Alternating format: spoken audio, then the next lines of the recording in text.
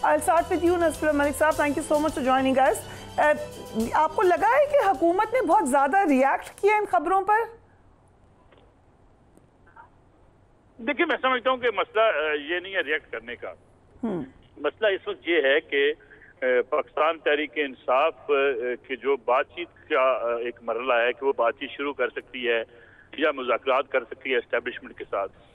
उसकी बुनियाद क्या होगी? क्या उसकी बुनियाद ये होगी कि इन मुज़ाकरात के नतीजे में तहरीक इंसाफ जो है वो उनको कुछ नशिस्तें दे दी जाएंगी, 2024 का इलेक्शन ख़त्म कर दिया जाएगा और तहरीक इंसाफ इक़्तिदार में आ जाएगी.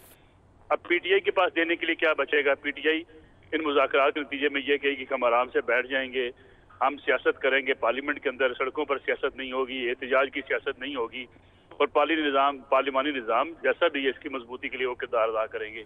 अब पीटीआई के लिए भी ये बड़ा मुश्किल है. पीटीआई अपने इस बयानिए से जो एक बड़ा जारहाना बयानिया वो इख्तियार कर चुकी है, उससे वापस कैसे हटे? इसलिए मैं नहीं समझता कि हुकूमत को कोई परेशानी है. हुकूमती जो बयानात हैं वो शायद इस हवाले से ज़रूर हो सकते हैं कि अगर कोई अदालतों से कोई फैसले आते हैं या जो मईशत के हवाले से जो मुश्किलात हैं उसको हैंडल करने के लिए जो है वो हुकूमत के लिए चैलेंजेस हो सकते हैं. लेकिन कोई ऐसा चैलेंज नहीं है कि अगर मुज़ाकरात शुरू हो जाते हैं एस्टेब्लिशमेंट के साथ तो कोई हुकूमत को कोई रुखसत होना पड़ेगा. लेकिन सवाल ये पैदा होता है क्या ये मुज़ाकरात हो सकते हैं? मुझे लगता ये है कि अब तक की जो सूरत हाल है उसमें एस्टेब्लिशमेंट कतन किसी सूरत भी पाकिस्तान तहरीक इंसाफ के साथ कोई ऐसे मुज़ाकरात करने को तैयार नहीं है. जब तक के 9 मई के आपने तो ये खबर ब्रेक की, आपने तो जिस वक्त सब कह रहे थे कि बातचीत क्या इंडिया है, आपने कहा कि एस्टेब्लिशमेंट ने सख्ती से ना कर दी है.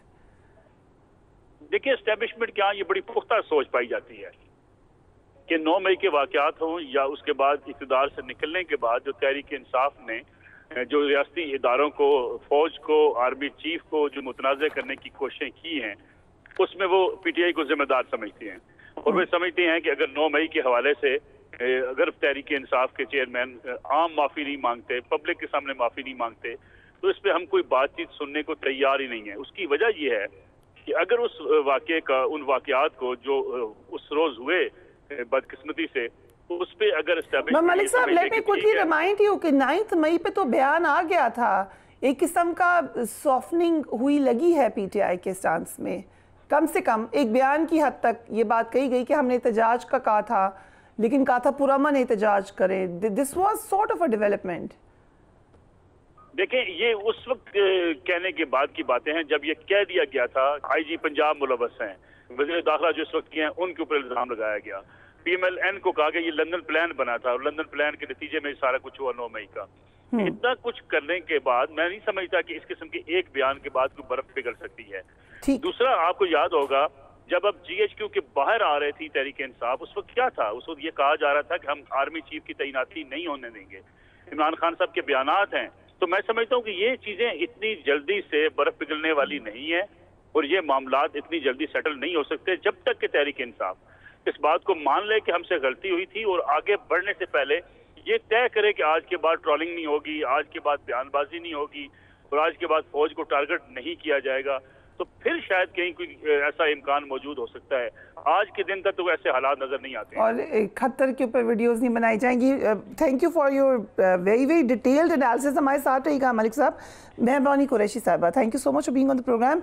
सबसे पहले तो आपकी शाह साहब से मुलाकात हुई है जी, क्या कह रहे हैं वो हाउ इज ही? जी, मैं बड़ी फिक्रमंद थे हम शुरू में जब उनको अडियाला से लाहौर शिफ्ट किया गया क्योंकि रात के बीच में ही उनको ले गए. फिर हमें बताया नहीं गया कि उनको शिफ्ट किया जा रहा है. हमें बताया गया कि अडियाला वापस लेकर जा रहे हैं, आधा रास्ता लेकर फिर वापस ले गए. तो ऑब्वियसली एक एंग्जाइटी थी अमंगस्ट द फैमिली कि किधर लेके जा रहे हैं, क्या है. बट मैं उनसे मिली हूँ, माशाल्लाह ही इज़ वेल. वो अब कोट लखपत में उन्होंने अपना घर बना लिया है. राइट. पहले अडियाला घर हुआ करता था. तो ही इज़ कम्फर्टेबल. वो जैसे कहते हैं जहाँ खड़े थे वहीं खड़े हैं. पीटीआई से बातचीत नहीं जी, पहले भी नहीं था. खान साहब को तो मालूम ही नहीं पड़ा कि उनको शिफ्ट कर दिया गया है. इनफैक्ट मुझे उस दिन कोई बता रहा था कि एक दिन उन्होंने पूछा कि शाहजी किधर है. यू नो, आई थिंक कोई कोर्ट की हेयरिंग थी कि शाहजी किधर है, शाहजी को बुलाओ. तो उनको बताया गया जी वो यहाँ पर अब नहीं है, उनको कोट लखपत ले गए हैं.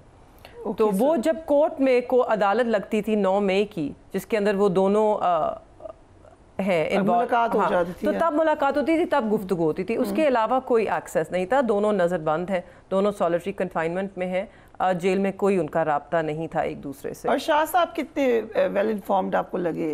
از ہی اویئر کہ پولیٹیکلی کیا ہو رہا ہے باہر، پارٹی کے کیا حالات ہیں؟ کیونکہ اب کورٹ لکھپت میں جو کورٹ لگتی ہے، عدالت لگتی ہے، تو اس کے اندر کیونکہ بہت سارے ہمارے پارٹی کے لوگ نامزد ہیں، کافی کچھ لوگ بیل پر بھی ہیں، تو وہ بھی اندر آتے ہیں پیشی کے لیے، تو انہیں معلومات ملتی ہیں کہ کیا ہو رہا ہے، اور ہم بھی دیتے ہیں جب بھی ہم جاتے ہیں تو ہم کو، تو وہ ہی از اپ ٹو ڈیٹ، ان کو معلوم ہے کہ سب کیا ہو رہا ہے. اس کے علاوہ ایک اور میٹنگ زلفی بخاری کے ہمارا برطانوی پارلیمنٹ کے ممبرز سے بھی آپ کی ملاقات ہوئی، یو ور ابراڈ، کیونکہ جو قرارداد آئی، امریکی کانگریس میں قرارداد پاس ہوئی، اس طرح کی کوئی برطانیہ میں بھی آنے کی؟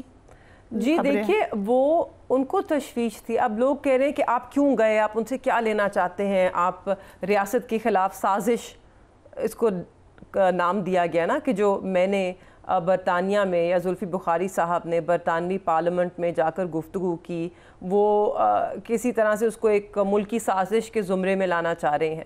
مگر ہمیں وہاں بلایا گیا تھا کیونکہ وہاں پہ جو پارلیمنٹیرینز ہیں ان کو بڑی تشویش ہے. اور کیوں ہے وہ تشویش؟ کیونکہ ان کے سامنے جب تک ہم کہہ رہے تھے، ہم تو دیکھیں 1.5 سال سے کہہ رہے ہیں، تب تک کوئی ایکشن نہیں کس نے لیا. مگر UN ورکنگ گروپ کی ایک رپورٹ آئی، اس کے اندر واضح لکھا ہے، اور پاکستان میں ہم شاید اس کو سنجیدگی کے ساتھ نہیں لے رہے، مگر دنیا میں جب UN ورکنگ گروپ یا UN کی طرف سے کوئی رپورٹ سامنے آتی ہے تو لوگ اس کو سنسیئرلی لیتے ہیں، رائٹ؟ کیونکہ UN کا کیا انٹرسٹ ہے؟ UN کا کوئی سیاسی انٹرسٹ تو نہیں ہے پاکستان میں. ان کے سامنے جو حقائق رکھے گئے، اس کی بنا پہ انہوں نے کہا کہ خان صاحب کی جو ڈیٹینشن ہے وہ آربٹری ہے، وہ قانون کے خلاف ہے، اور ان کو نہ صرف رہا کیا جانا چاہیے ہے، ان کو کمپنسیٹ کیا جانا چاہیے ہے جو ان کو آپ نے جیل میں رکھا. اور اس کے ساتھ ساتھ جتنے بھی پاکستان تحریک انصاف کے رہنما ہیں ان کو آپ نے جیلوں میں بند کیا ہوا ہے. These are arbitrary detentions. تو بیسڈ آن دیٹ انہوں نے ہمیں بلایا کہ آپ ہمیں بتائیں پاکستان میں کیا ہو رہا ہے. اب میں وہاں پر صرف ایک اپنا نقطہ نظر دینے گئی تھی الیکشنز کے حوالے سے، ایک فرسٹ ہینڈ اکاؤنٹ دینے گئی تھی کہ میں نے کیا دیکھا، کیا ایکسپیرینس کیا اور میرے ساتھ کیا ہوا. اب پورا پاکستان یہ کہانی جانتا ہے، یہ حقائق سب کے سامنے ہیں. آپ کے سامنے ابھی کچھ دن پہلے پتان کی ایک رپورٹ آئی ہے، آڈٹ، صرف ایک حلقے کو اٹھا لیں، اور وہ ایک حلقہ کیوں اتنا ضروری ہے؟ NA130 میرے خیال میں it is the most significant, کیونکہ وہ میاں صاحب کا اپنا حلقہ ہے. وہاں سے میاں صاحب بہت بری طرح سے ڈاکٹر یاسمین راشد سے الیکشن ہارے ہیں. According to the report, the report is ایک آڈٹ ہے، اس آڈٹ میں سارے فیکٹس ہیں، فارمز موجود ہیں. Was this discussed at the British Parliament? Yes, Sarwar Bari صاحب was there and he presented this himself. And اس کے اندر واٹ از امپورٹنٹ میری نظر میں، نواز شریف صاحب وہ ہیں جو 4 سال بعد پاکستان آئے. نون لیگ نے پورا اپنا بیانیہ بنایا کہ میاں صاحب آ رہے ہیں پاکستان کو بچانے، ایک نئی امید، نواز پاکستان کو نواز دو، یہ ان کا کیمپین کا نعرہ تھا. اب وہی شخص جو 3 بار وزیر اعظم رہ چکا ہے پاکستان کا، 4 سال بعد ملک واپس آتا ہے جلا وطنی کے بعد، اتنی ان کی قربانیوں کے بعد، اور اس کے بعد انہیں اتنی بری طرح شکست ہوتی ہے. یہ پاکستان کا مسئلہ نہیں تو اس سے کیا پتہ چلتا ہے کہ 17 سیٹوں کے علاوہ جو ہم کہہ رہے ہیں کہ باقی 100 سیٹوں پہ، درجنوں سیٹوں پہ ڈاکہ ڈلا ہے، تو پھر وہ بھی حقائق پہ مبنی ہے. اگر میاں صاحب اپنی سیٹ نہیں نکال سکے، تو ٹھیک ہے، آپ I know but I can still say this، آپ ان سے بعد میں ضرور پوچھ لیجئے گا. جو نئے چہرے ہیں، جو مریم صاحبہ ہیں، حمزہ صاحب ہیں، انہوں نے اپنی سیٹیں نکال لی. میاں صاحب اتنے مقبول ہونے کے باوجود کہ ان کی سیٹس جنون ہے؟ نہیں ہے.